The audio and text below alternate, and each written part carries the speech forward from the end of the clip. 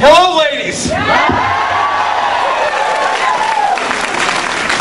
Hello, ladies. Yes, it is true. I am Vin Diesel's cousin. No, but I am from Kansas. A little birdie told me that last year's theme was The Wizard of Oz. Yeah. But you know what? Dorothy and I dated. We were sitting on the porch. This was Toto. He's a good boy. No, but you know, this is awesome. I mean, what you guys got here is amazing. I mean, it's a team effort.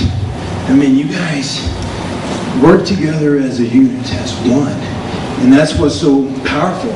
I mean, looking back, I mean, I didn't have that. And the biggest thing I'm going to focus on today is showing you how to overcome. Because you guys look at me on stage and who is this guy? Well, I'm Nick Scott. I am the main promoter for the sport of wheelchair bodybuilding all over the world. I'm the 2008 USA heavyweight champion.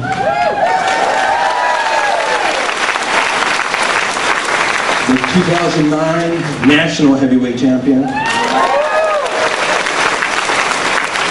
And I'm a fitness model and a sponsored athlete by bodybuilding.com.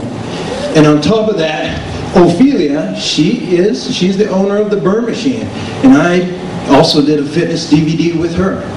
And that just shows you proof that, you know, that you can go from hitting rock bottom to rising to the top. But there's a secret. There's a secret to all this. There's a secret ingredient, and it took me years to figure out, and it took me years to find. But for somebody today, I'm gonna give you part of that secret, and it's my gift to you. And later on, Randy's gonna pull him out of the crowd, and I want you up on stage so you can see what I see, and hopefully you can see the vision of what can change your life as well as everybody else is here.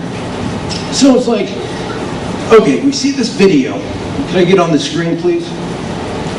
You know, you see the video of me walk in, and you saw part of me. You know, you saw I was overweight and everything. Yeah, back in August of '98, I was in an accident. I rolled my vehicle 5.5 times. My own car hit me in the back. And the doctors basically diagnosed me as paraplegic, and they told me that my football days was over and I would never walk again. I mean, I was devastated. I felt alone. I asked the Lord, why me? I never got my answer, but I kept on. It's like, why me? I mean, you hear and you see like so many bad people in the world. Well, why? Why was it me? You know, I did what the rehab people wanted me to do. But at nighttime, I just bawled. I was dead inside. And I really wish that at the time that I would have died in the accident. I felt better off if my life was taken, because I didn't want to be the person that I was. And I was alone, even though I had my family support me and stuff, but just the thought of me, you know, not walking again, that meant the world to me, and it was gone.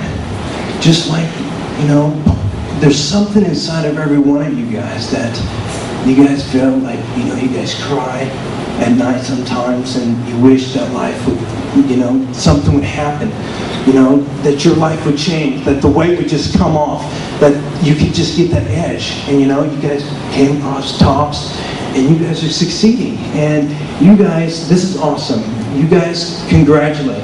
I should just first off congratulate you guys, because this is amazing. Some of the stories that I heard, that is truly amazing. 150, 200, 300 pounds, 400. You know, I wish I came across something like this, but I was alone. And here's what I looked like when I was basically at 300 pounds. I was 17 at the time. You know, and I wanted to change my life. And I was like, okay, I want to really start like a nutrition program, and a diet program, but there wasn't nothing out there for me because I was in the chair, so I felt lost. And going back to school, I was like, yes, at least I can go back to the gym. At least that was my escape, because I loved lifting weights, and it was taken away. And going to the gym, it killed me that much more. So I was like, what was it for me? I had a chest brace on that the doctors limited me to 5 pounds. I was going crazy. So just at one point, something snapped, and I was like, the hell with this. It's like, I'm going crazy. It's like, if I can't do anything, the one thing I can be is stronger than everybody. And that's what I did. And then I started powerlifting competitions.